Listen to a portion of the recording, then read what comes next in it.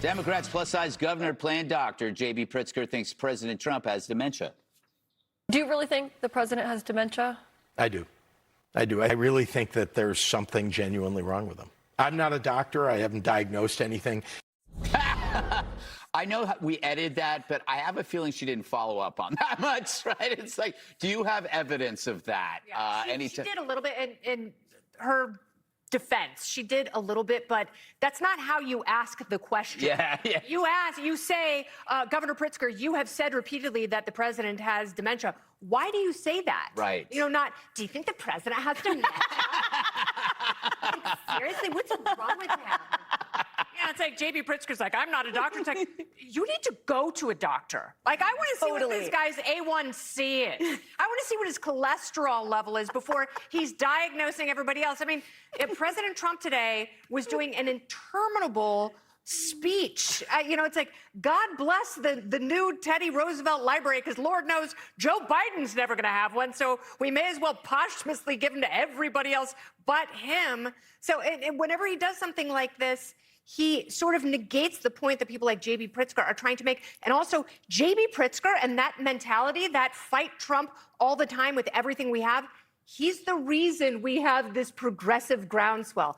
Good job, J.B. back ribs. Yeah, Jessica, I think it's the only thing I can say to the Democrats is, why don't you try to keep your side of the street clean rather than, like, why are you doing this? You guys got issues.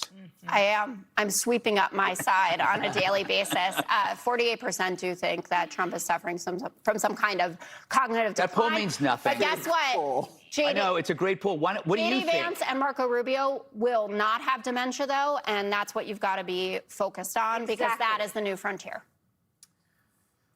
There's a poll, 80% says I should ask you a question. Yeah. There's another poll, 100% of what Jessica says is wrong.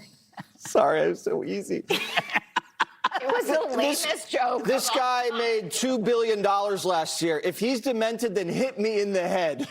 That's pretty good, Jessica.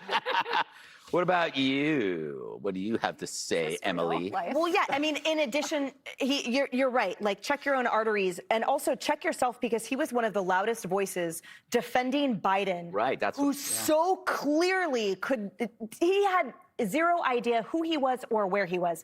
And this person in his elected official position stood there defending him multiple times over, and he has yet to sort of own up to the fact that he was wrong, even though those with their books circulating have.